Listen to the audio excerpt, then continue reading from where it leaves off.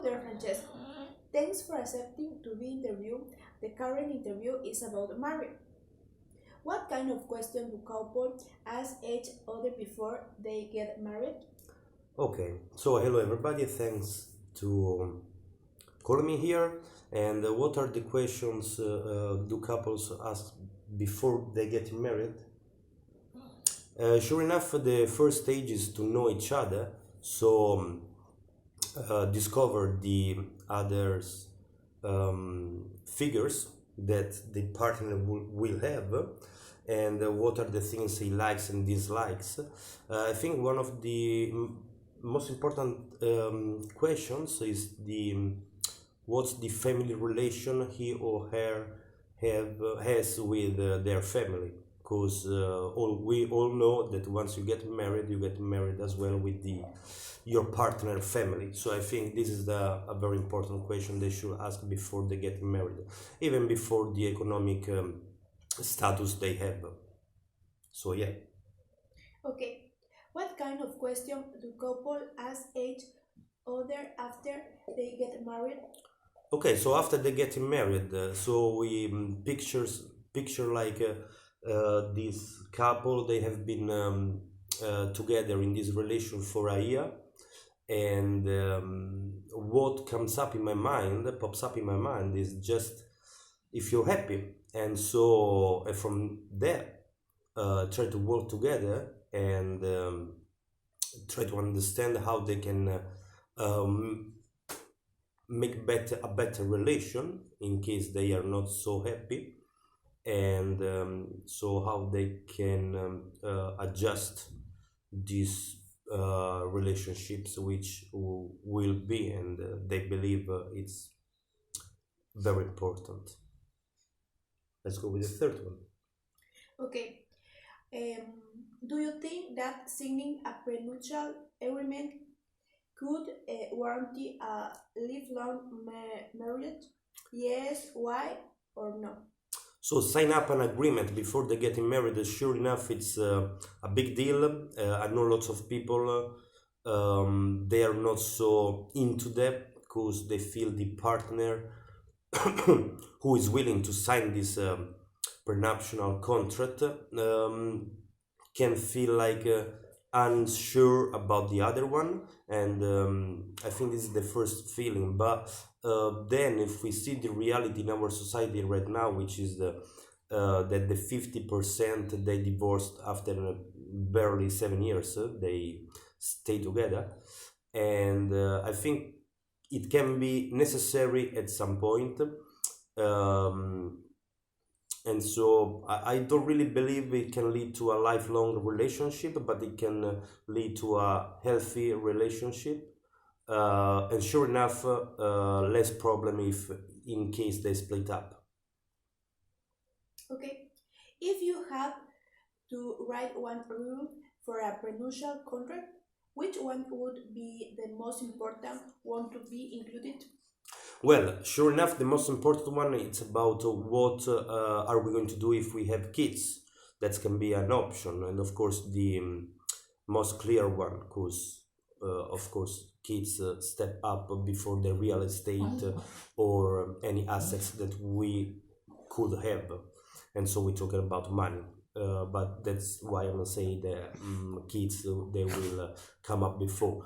Uh, Another one which is very interesting, and we see nowadays with those technology and social media, how can we prevent it to basically share any snapshot or pictures we do during our relation, and then or at some point even videos. So in order to prevent the other partner will post it on a social media, those private pictures or video, it can be a rule in our agreement contract to make things clear, and don't get in that situation. But the by myself, I mean about myself, because I have no kids, and about picture not much. So I think the one I will post it up.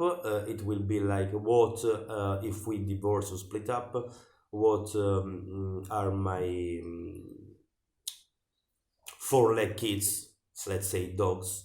What where are they going with me or my partner? I think that can be a good thing, even because in nowadays our consciousness about the our pets it's much bigger than in the past. So yeah, that's probably one rule I would put it in.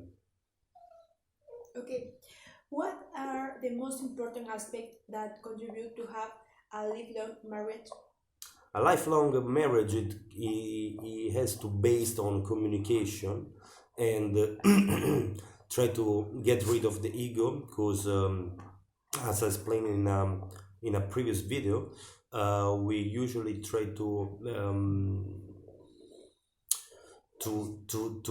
base our relationships from our perspective, and that's at some point, and I mean it's usually always like that. Our partner doesn't really perceive in the same way we see and we perceive. So just to make things a bit more clear, if the man it can be satisfied with lots of nice words from the woman, a male woman won't be totally satisfied with just words, but that's my case anyway. But she will fulfill our feeling with actions. So taking out the garbage, cleaning up the house, taking out the dogs for a walk, and anyway. So yeah, Okay.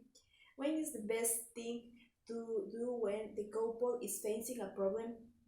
and again, it's the basically I can connect it to the questions she asked me before, which is communication.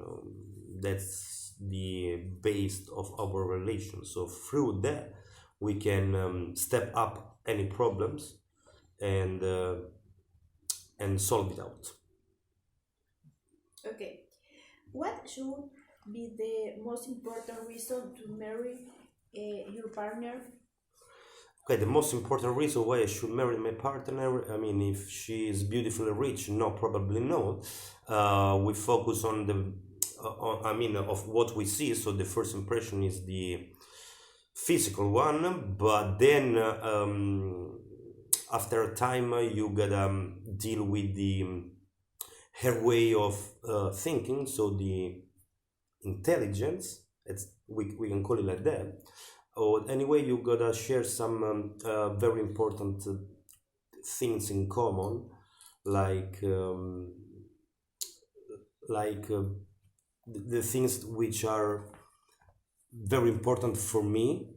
We gotta at some point share it with our partner, and so I think the way of thinking, that's I think the most important things, and how much our partner can be open to new possibilities, new ideas, and yeah, looking for somebody who is not really closed mind. I think that is the most important thing. Okay. What is the least important reason to marry your partner?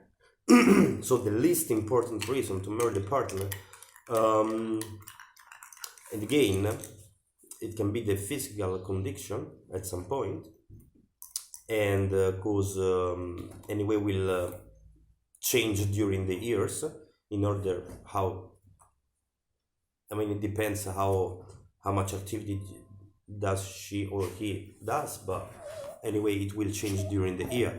I think another one it can be her or his economic condition, even because that are not principle, and it can change during the years. So I think those are the least important reason why, yeah, I would become a partner. Okay, thank you. Thank you.